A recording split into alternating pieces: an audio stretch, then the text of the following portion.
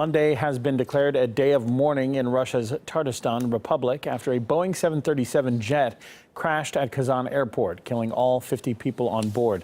It had departed from Moscow and was attempting to land when the tragedy happened.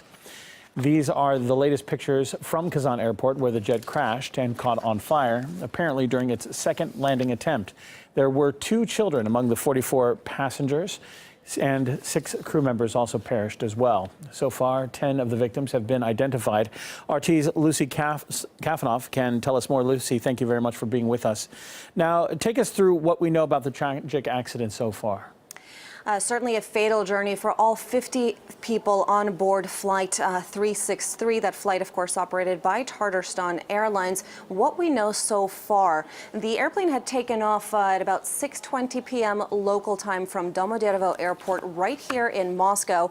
Just over an hour later, it crash landed at its destination, the Kazan International Airport in central Russia. As you had mentioned, all 50 people on board dead, 44 passengers and 6 crew members.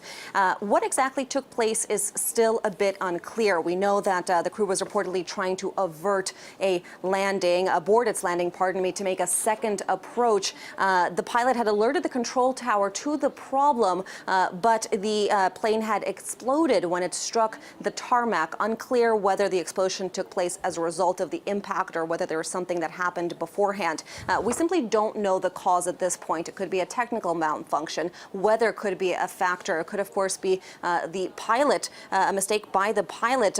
All these factors are being considered by the investigators at the moment. Tatarstan Airlines did issue a statement saying that all of its pilots were experienced. This isn't their first time flying by any means, but it still doesn't rule out human error. There was also reports of high wind gusts at the time, but again, unclear whether that was related to what actually happened. What is clear, however, is the lack of survivors, and we do know that the search and rescue operation had concluded. Flights out of that airport had been halted until midday on Monday. Now, this specific flight had actually made an earlier journey from Kazan to Moscow. We had a chance to speak with one of the passengers on that airplane, the very same one that tragically crashed later that day. The flight itself went quite smoothly, but just before the landing, the plane started vibrating fiercely.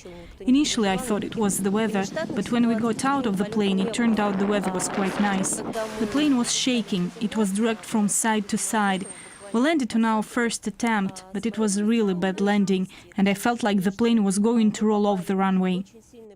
Now, that was one person's experiences aboard that particular plane on the penultimate flight. Now, what else do we know about that specific aircraft? Well, that specific airplane had been in service for 23 years. Now, the Boeing 737-500 has gone through a number of different owners. Not, of course, an issue if the aircraft itself is well maintained. We still don't know what the specifics are for the record of this one. The 737, I should say, is the best-selling airliner in the history of aviation. At any given time, there's something like 1,200 of them up in the air.